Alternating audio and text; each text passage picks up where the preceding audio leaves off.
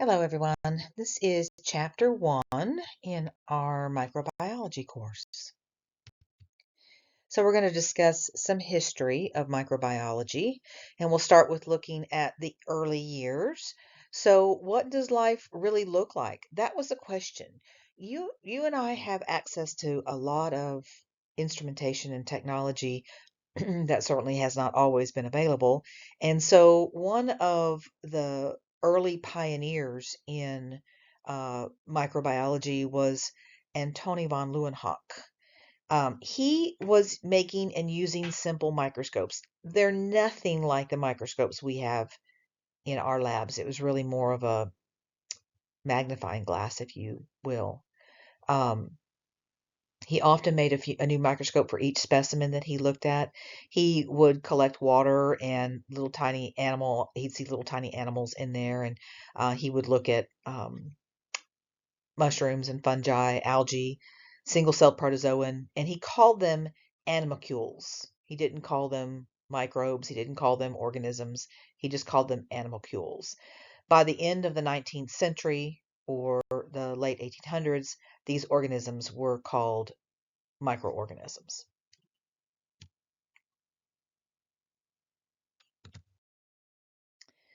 So here is Antoni von Leeuwenhoek.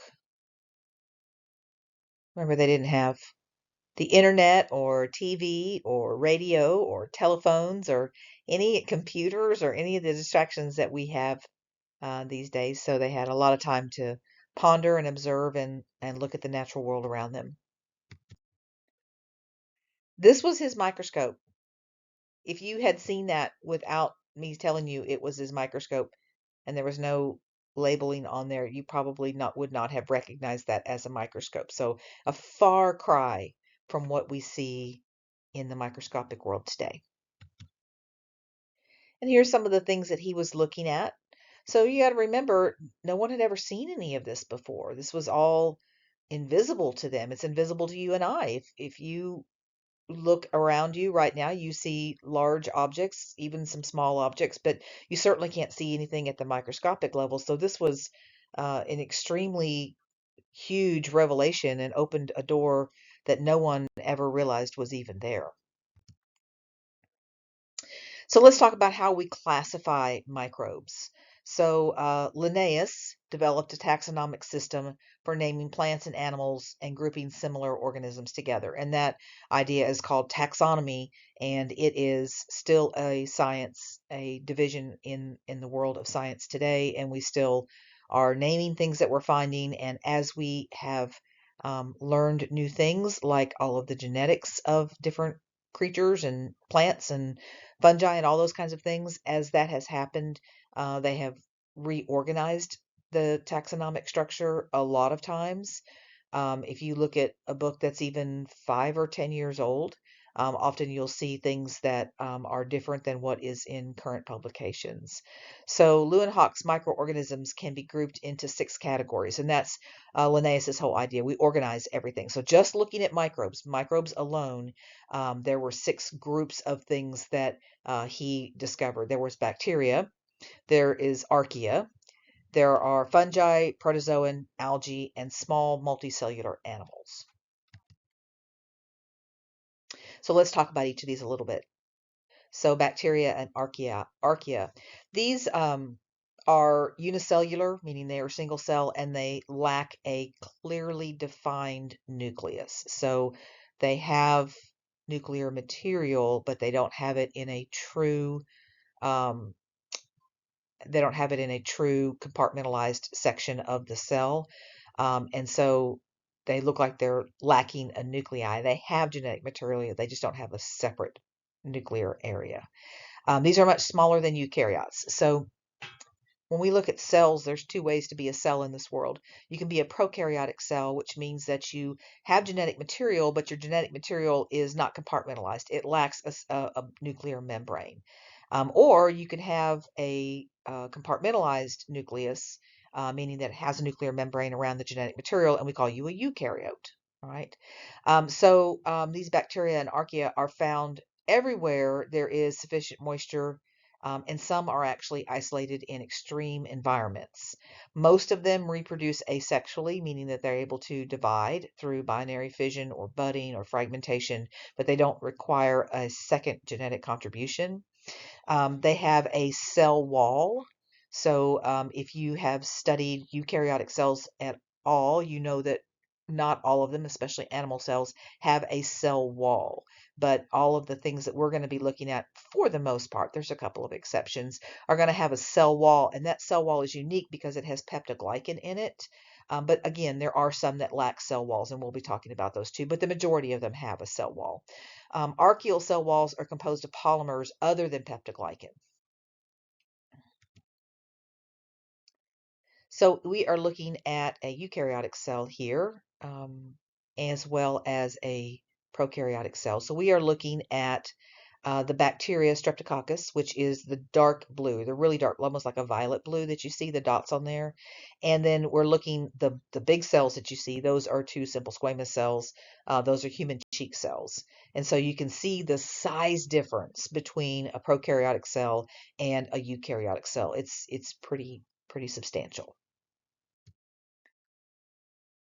A little bit about fungi. These are eukaryotic. They have a membrane-bound nucleus. They are going to obtain their food from other organisms. They possess a cell wall, but their cell wall is a little bit different. It's got something called chitin in it. This is going to include molds, which are multicellular organisms. They're going to grow as long filaments, and they produce by both sexual and asexual spores. And it includes yeasts, which are unicellular. These reproduce asexually by budding, and there are a few that produce some sexual spores. So here are some pictures of some different fungi. There's the spores and the budding cells. What about protozoan? So protozoan are single-celled eukaryotes. They are similar to animals in their nutrient needs and their cellular structure. They live freely in water. There are some that live in animal hosts. Most of them are asexual. There are a few that engage in sexual reproduction, meaning that they require a genetic contribution from two different individuals. Most of them are capable of movement. They do this either by pseudopods. Pseudopods, what the cell does is it pushes its cell contents, internal cell contents, against the inside of the cell membrane. And as it does that, it pushes the creature forward. It's almost like it's oozing its way through. It's a process called cytoplasmic streaming. They could have cilia, which are short hair-like extensions that propel the organism through its environment. An example of something that uses a pseudopod would be an amoeba. So you might have seen that in another science class. Something that uses cilia would be a paramecium. He's the one that looks like a little furry foot if you look at him underneath the microscope. And then there is another mode of locomotion or instrument for locomotion, and that would be a flagella. This is an extension or extensions of the cell. They tend to be longer, and there usually are fewer of them, and they almost like a propeller. It's more like a whip-like movement that moves things through the environment. There are several different types of bacteria that possess flagella. And so just showing you here, the top one is an amoeba, and it is, you can see how it's kind of like, looks like something that just kind of dropped and splattered. And so those extensions that you see are the pseudopods that it pushes out through cytoplasmic streaming. The next one in the middle is a paramecium. And you can see it looks like it has a fuzzy border all the way around it. That's a cilia. And then the bottom one, I'm not sure what that is, but it looks kind of like it might be a euglena. And it, you can see the one extension coming from it, and that is its flagella. What about algae? Algae can be either unicellular or multicellular. Algae are all photosynthetic. So when you're photosynthetic, that means you can make your own food through the process of photosynthesis. You and I can't do that. You cannot go stand out in the sun and produce your own food, but algae can. These are algae are they have simple reproductive structures. They can be categorized on the basis of their pigmentation and what their cell wall is made of. So looking at some examples of some algae, the one on the left is spirilla. I know that for sure. On the right, there's a whole bunch of different algae, look like diatoms probably. There are some other organisms of importance to microbiologists. There are parasites that we'll be talking about in here, particularly helminths like worms, and viruses. So viruses are always interesting because they kind of live in this quasi no man's land of not really being alive, but they don't, they have to be organized, they have to be put somewhere, and so they have to take over the machinery of a living cell, a healthy cell, to reproduce, and so they're not technically considered to be alive, but we don't really have any else place to put them, so they always seem to wind up in microbiology. Slide here, a light micrograph slide of an immature stage of a parasitic worm in blood. So the little red circles are the red blood cells, and so you can see the size of this is much, much larger. And we cover parasites later in this course. This is a colorized electron microscope image of a virus that's infecting a bacterium. So, believe it or not, bacteria have their own viruses, just like you and I have viruses that we can get. Bacteria have their own viruses that they can get as well. The golden age of microbiology. So, during this period of time after they discovered that there was something that out there that we couldn't see with an unaided eye is how they refer to it. But in other words, you have to use a microscope or a magnifier of some sort. That we refer to that period of time where discoveries became extremely rapid. They refer to that time as the golden age of microbiology, and scientists were searching for answers to four main questions. The first one was spontaneous generation, and is spontaneous generation even possible? And so that's going to be a big question that they ask. What causes fermentation? What causes disease? And how can we prevent infection and disease? Those were the four big questions that this whole new field of microbiology brought about. So let's talk about each of these individually. So does microbial life spontaneously generate?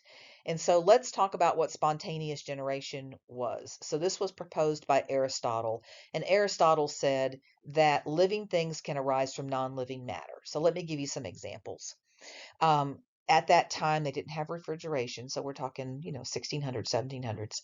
They didn't have refrigeration. And so people would put their foods, things that would spoil, like meat and dairy and things like that, on the counter because they didn't have any way of really keeping them cold. And they didn't understand that when something like a fly crawled on a piece of meat, that it laid eggs that were microscopic.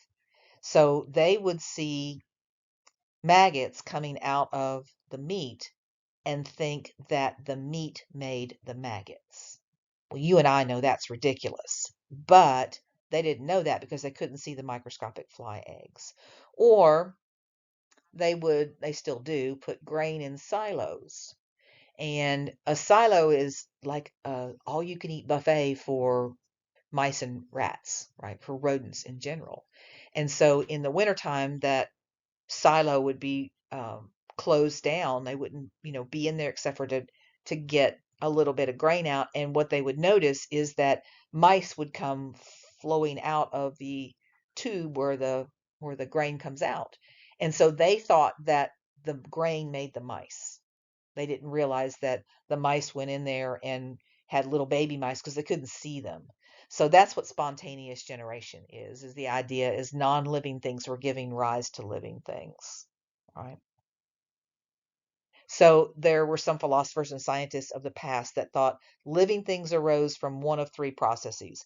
Asexual reproduction, so you and I somehow or another just managed to split and become another copy of ourselves. Sexual reproduction, which we now understand is how most living things arise, and from non-living matter, which was the idea of spontaneous generation. So Francesco Redi had some experiments that he did, and when he showed that when decaying meat was kept isolated from flies, the maggots never developed that I was talking about. Meat exposed to flies was soon infested. As a result, scientists in general began to doubt Aristotle's view that spontaneous generation was the cause. So here was his experiment. He had a flask that was unsealed, and the flies could obviously get in, and of course you'd see maggots pretty quick. If it was sealed, then you wouldn't see that happen, and if it was covered with gauze, you would see the flies on top because they'd get caught in the gauze, but they couldn't get in. Needham's experiments.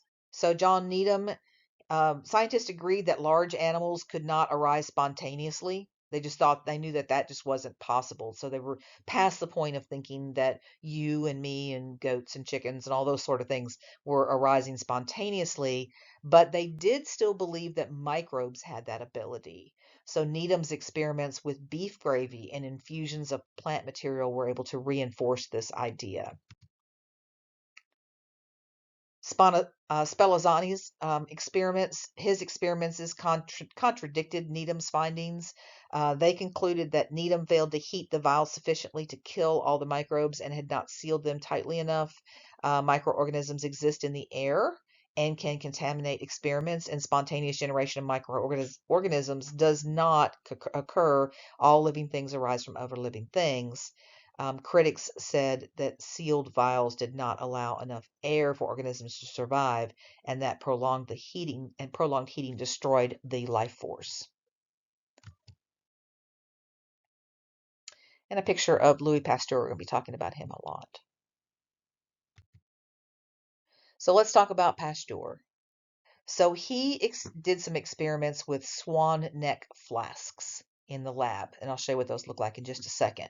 When the flask remained upright, no microbial growth appeared. When the flask was tilted, dust from the bend in the neck seeped back into the flask and made the infusion cloudy with microbes within a day.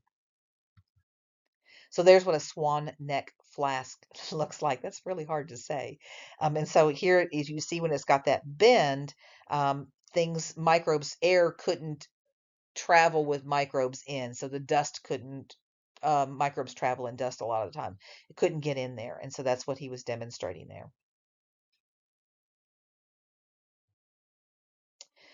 So this leads us to talking about the scientific method. So all of science, as you probably know, is based on the scientific method.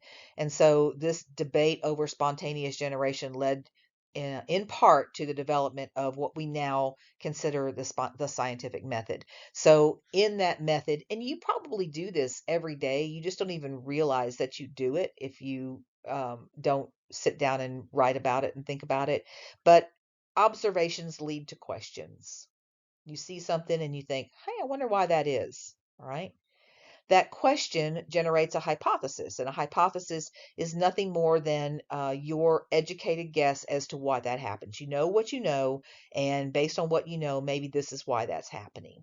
That hypothesis can be tested through experiments, and then results are either going to prove or disprove the hypothesis. An accepted hypothesis can eventually lead to a theory or a law. A disproved hypothesis is rejected or modified and redone. So let's just say the classic example we always talk about is Newton seeing an apple fall from a tree. And so he saw that happen and he thought, well, I wonder why that happens. Why did it fall down? Why didn't it fall up? You know, those kinds of questions. So he based his hypothesis on what he knew, and he was studying certain things, and he thought maybe there was some type of pull that the earth had on that apple. And so he was able to test lots of things. And so he tested lots and lots and lots of things to see if they all fell to the earth, and they did. And he was able to ultimately demonstrate that gravity was the cause of things falling down to the earth from a tree, an apple from a tree. And that eventually became a law. So here's how the scientific method looks in a graph. So we have observations. So just follow along with the little circled numbers. We have observations that are going to lead to a question that leads to a hypothesis that's going to lead to experimentation, right? So you're going to do an experiment, and it's not just a random. This is going to include control groups and all that sort of thing. And you're going to make observations off of that experiment. And then you're going to find out one of two things. Your experimental data that you have support the hypothesis, or your experimental data do not. If your experimental data does support your hypothesis, you usually go back and repeat that a few more times, because almost always you need to repeat. You can't find something one time and then not ever do it again, right? Then it's just an accident. It's not really any kind of evidence. So if it is repeated enough and you get the same example, answer same thing over and over again, then ultimately it can become a theory or a law. If your experiments do not support your hypothesis, you can reject that hypothesis, and then you can also modify it. Okay, well, that's not why. Maybe this is what's going on. So you modify your experiment and you collect data again and you make some observations and you go through that process until you finally determine that maybe that's not what's going on at all, until you get an answer. Let's talk a little bit about fermentation. So spoiled wine threatened the livelihood of many grape growers. Wine producers funded research of methods to promote production of alcohol and prevent the spoilage from fermentation. That was their number one problem. What in the world is my wine that I'm making spoiling? So the debate over the cause of fermentation reactions was also linked to the debate over spontaneous generation. Pasteur did some experiments here. So some scientists believe that air was the cause of fermentation, and others believe that living organisms that they couldn't see were possibly the cause of fermentation. Pasteur conducted a series of experiments that addressed the cause of fermentation. And so here is a picture of his experiment to determine that fermentation was actually being caused by microorganisms. So you can read through all of those little details of how he did his experiment. So ultimately, his experiment led to the development of pasteurization, which is why we call it pasteurization, because it's named after Louis Pasteur. This is the process of heating liquids just enough to kill most of the bacteria. So this began the field of industrial microbiology. So we use intentional use of microbes for manufacturing of products. So pasteurization is what they do to a lot of dairy. They heat it enough that it kills the microbes that can make you really, really sick, but it doesn't kill off all of the spoilage microbes. It only knocks them down. And then we add refrigeration on top of that, and it slows them way down. So, if you leave milk in the refrigerator for too long, it eventually does go bad. It doesn't go bad as quick as it would if you just left it on the countertop, though. All right. So industrial microbiology, that's a whole industry where we use microbes to manufacture things. And there's a lot of things that can be manufactured. I'll be talking about them throughout the course, but it's an interesting field. A lot of medications, pharmaceuticals, those kinds of things are manufactured that way, but other things as well. So here is a list of the product or the process and what the microbes do. The good microbes do, because there's good microbes and there's bad microbes. But in food and beverages, some of the things that we make because of microbes, one of them is cheese. So cheese, the microbes are what help to flavor and ripen um, the cheese, and that's are produced by bacteria and fungi. The flavors depend on the source of the milk and the type of microbes. So if you know anything about cheese making, you know that there is different microbes that you add with the rennet to make the cheese. Alcoholic beverages. Alcohol is produced by bacteria or by yeast, and this happens because of the fermentation of the sugars in fruit juice or grain. Soy sauce is produced by fungal fermentation of soybeans. Vinegar is produced by bacterial fermentation of sugar. Yogurt is produced by certain bacteria that are growing in the milk, the good bacteria. Sour cream is produced by bacteria growing in the cream. Artificial sweetener, the amino acids are synthesized by bacteria from sugar. And bread, the rising of dough produced by the action of yeast. Sourdough results from bacteria produced acids. So as someone who makes sourdough a lot, I can tell you that that's a pretty amazing microbial experiment. If you've never made sourdough starter from scratch, it's an interesting process. You have to get the bacteria and the yeast to grow in your flour and water. And I did that with by soaking organic raisins in water and using that raisin water to add to my flour, and it produced the sourdough starter to make sourdough. Some other things, antibiotics. Antibiotics are made by bacteria and fungi. Human growth hormone, insulin, for example, is produced by genetically engineered bacteria. Laundry enzymes, isolated from bacteria. Vitamins, also isolated from bacteria. Diatomaceous earth, so you find this in polishing and buffering compounds. It's composed of the cell walls of microscopic algae. Pest control chemicals, insect pests that are killed or inhibited by insect-destroying bacteria. Drain opener, the protein digestion and fat digestion enzymes that are produced by bacteria are used to make drain opener. So lots of things that you may or may not have known that are a result of microbes. So what causes fermentation? Back to that question. Buchner's experiments demonstrated that fermentation does not require living cells. It showed enzymes promote chemical reactions, and Buchner's work began the field of biochemistry. So a whole different field in biology. What causes disease? Pasteur developed the germ theory of disease, and we'll be talking about that later in the semester. Some diseases are caused by specific germs called pathogens. So anything that can make you sick or make whatever animal or plant you're looking at sick is called a pathogen. This is Robert Koch. So Koch's experiments, Robert Koch studied the causative agents of diseases, what's called the etiology. In other words, when somebody got some particular illness, what microbe was making that person sick, or what virus, what bacteria, all right? And so he was able to demonstrate that there was a particular bacterium that was causing anthrax. He also examined colonies of microorganisms. Some of his experiments that he did and some of the things he's credited with, the simple staining techniques you'll be learning in this course, and we'll talk about in lab. The first photograph of bacteria.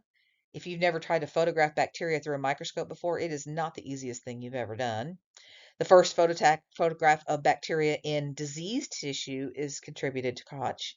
Techniques for estimating bacterial number in solution, the use of steam to sterilize growth medium, the use of petri dishes, the laboratory techniques to transfer bacteria and bacteria as distinct species are all contributions to Koch. And then there's Fanny Hess. So there are several women in this lecture that I don't give you any information on, and what I want you to do is look up some information on them. So your textbook probably has a little spotlight on them. You can certainly search the internet as well, but each of them has an interesting contribution. What I will say is this has to do with how we grow microbes. So I want you to look up Fanny Hess, and I want you to find out what her contribution was. So, how we grow microbes, we grow them on a product called agar or agar, and it's like a gel that comes from seaweed, and different microbes grow differently on there. What a colony is a whole group of microbes that we can see, because we can't see a microbe without a microscope, and we're not looking through a microscope here. We're just looking at the surface of an agar plate, and you can see that there's a whole bunch of different microbes growing on here, and they've isolated them for you so that you can see what they are. And you notice that they're different. They're different in the size of the colony, the shape of the colony, but most obviously the color. The color is very, very obvious. So you can look at, like, bacterium number 2 is bright red, and so is bacterium number 5. But look at bacterium number 7, it's tan. And let's look at bacterium number 11, it's like kind of a pinky color. And so they're different shapes and different colors, and we can see that without even doing any testing. And it is one of the ways that we help to identify bacteria when we see them growing. So one of the big questions was, what causes disease? And so they started to understand that there was something that they couldn't see that was causing disease, and they were able to demonstrate that diseases were transmitted by these invisible things that we now call microbes. And it resulted in something called Koch's postulates. And so this is a really important idea to get. So in Koch's postulates, the suspected causative agent must be found in every case of the disease and be absent from healthy hosts. So everybody that has that disease has to have this causative agent, has to be the same one, right? Agents must be isolated and grown outside of the host. So you take a sample of their blood or their sputum or whatever it is that you're getting the microbe from, and you're able to grow it on one of those plates, those petri dishes with the agar in it. When the agent is introduced to a healthy, susceptible host, the host has to get the disease. And then finally, the same agent has to be found in the diseased experimental host. So we have it in one person, we take it out and we grow it, we put it in a healthy individual, and then that individual has it within their body. That's what Koch's postulate says. That's how we determine that this is what we call the causative agent. So when I say the causative agent of strep throat is strep pyogenes, that's how they got to that. Lots of scientists in the golden age of microbiology, and they were making enormous amounts of discoveries, right? We don't see that today. Today, your whole career, if you choose to be a microbiologist, is focusing on one little teeny tiny microcosm space of the world. Whereas some of these guys, like Pasteur, they made hundreds, literally hundreds of discoveries because it was all so new, right? There's still a lot to know, but nonetheless. So here's a few of them that are in here. And some of them are ones that you may have heard of before, and a lot of them probably ones that you haven't. And I'm not requiring you to know these guys in this particular list. I just want you to kind of have an appreciation for when they made these discoveries. Let's just look at Edwin Klebs. The year that he made this discovery was 1883, so 150 years ago. The disease that he was studying was diphtheria, and what he was able to determine as the causative agent was Corynebacterium diphtheriae. So you can go down that list and kind of get an idea of when diseases were recognized. They were there. We knew they were there. They were making people sick and killing people, but how we were able to find the causative agent of them.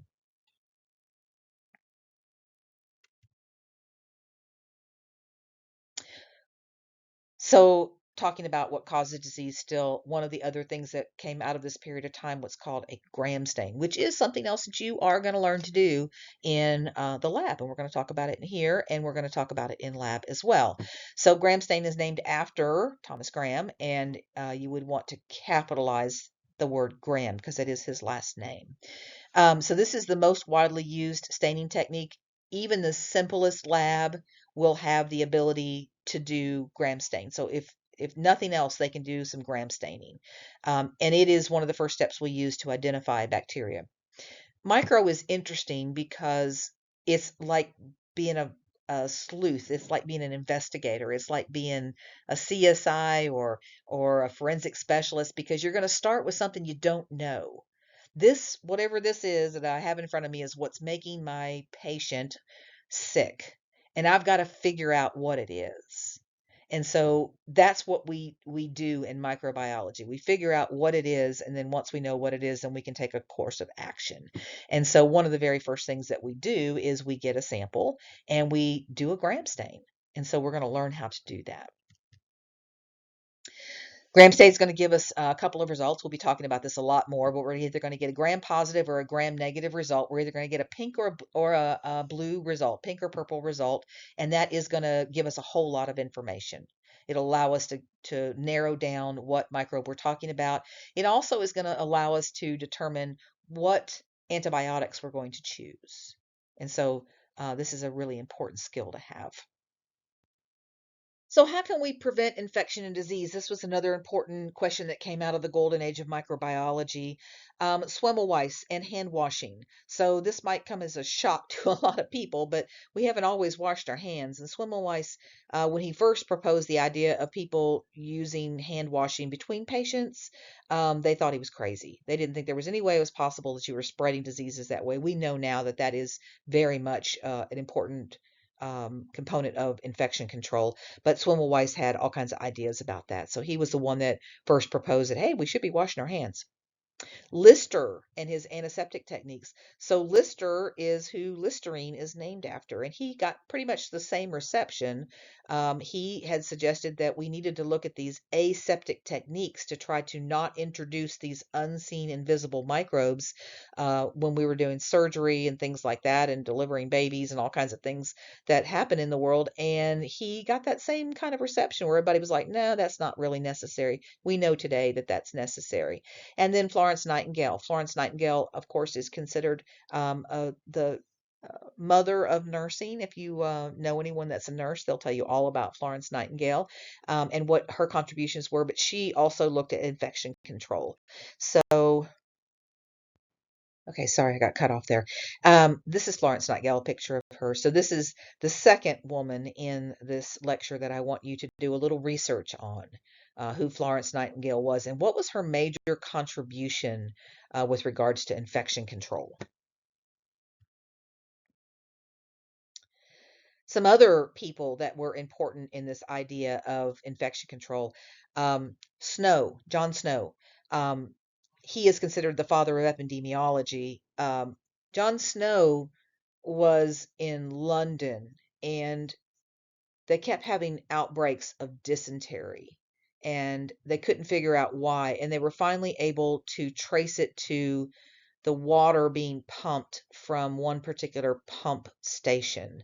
So they didn't have running water back then, and they didn't have um, sewage control like we have now. And they literally were dumping waste into the roads. And then that waste was shoveled down to the end of the road, the end of the street, and it seeped into the water supply, and then people were getting reinfecting themselves.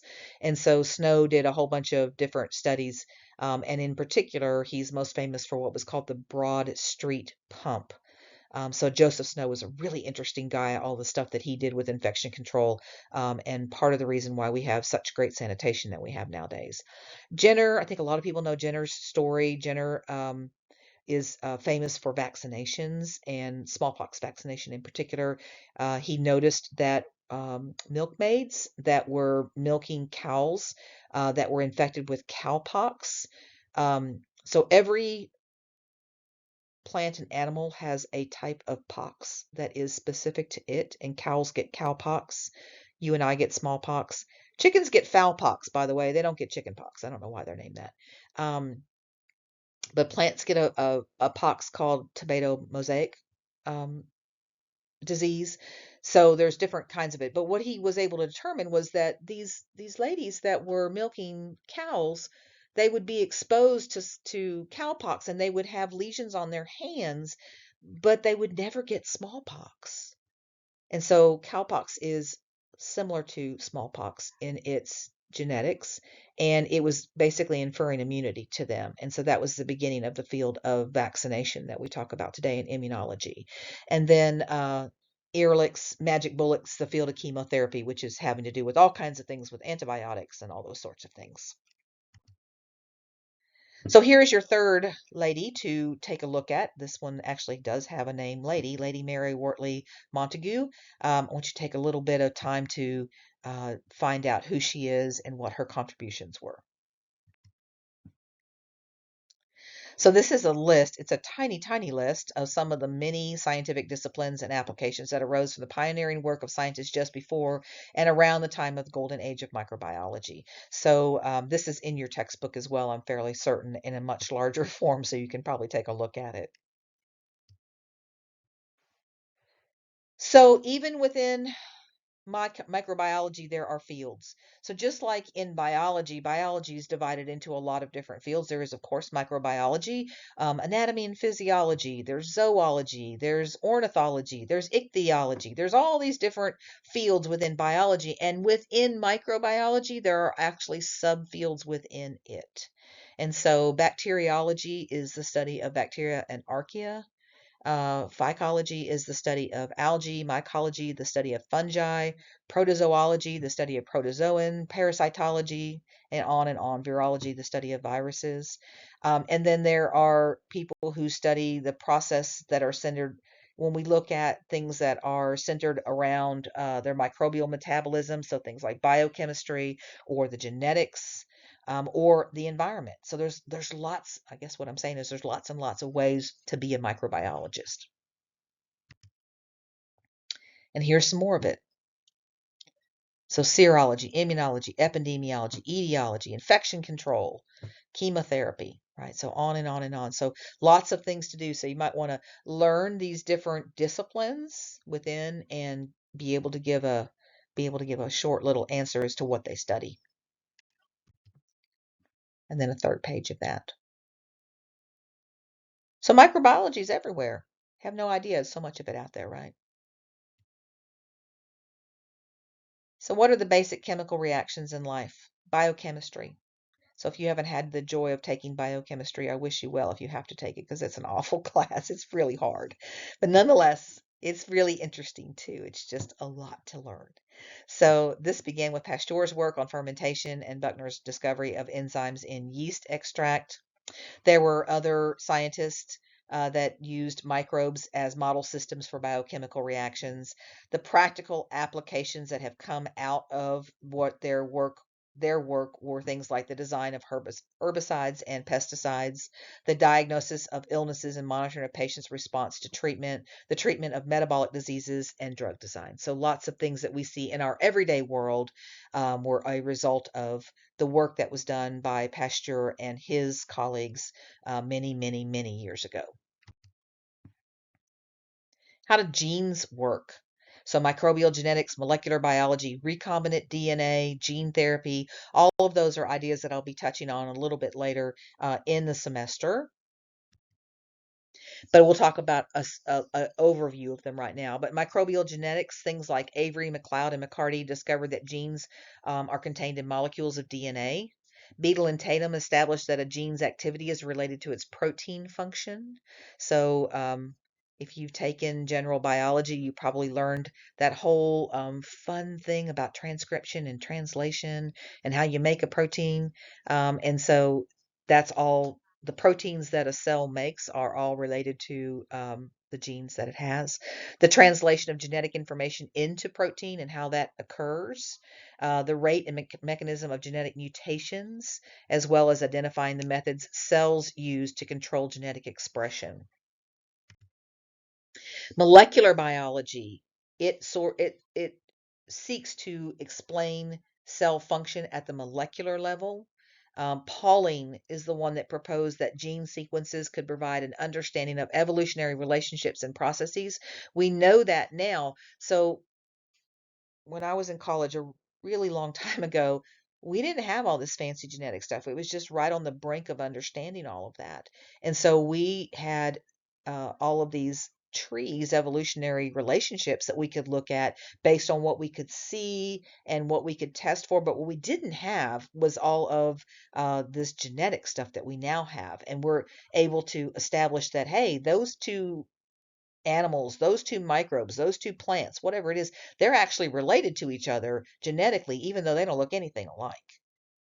So this pollen also allows us to establish taxonomic categories to reflect the relationships and to identify the existence of microbes that have never been cultured. There are so many microbes that have never been cultured out there. And so there's just more than we could ever possibly do the research on. So Fox determined that cells can be categorized as bacteria, archaea, or eukaryotes. Cat scratch disease was caused by an unculturable organism. So as much as we would like to think that everything we could come in contact with can be cultured in our labs. Some cannot. Some things just will not grow in our labs, and cat scratch disease is an example of that. What about recombinant DNA technology? This is really the cutting edge. This is where I entered into grad school, was at the idea of recombinant DNA at that time, and we were recombining organisms to get things made by a bacteria. Genes in microbes, plants, and animals can be manipulated for practical applications. One of the big ones that has happened is the production of human blood clotting factor by E. coli to aid hemophiliacs. So before we were able to genetically modify E. coli, and not the E. coli that makes you really sick. There's lots of strains of E. coli.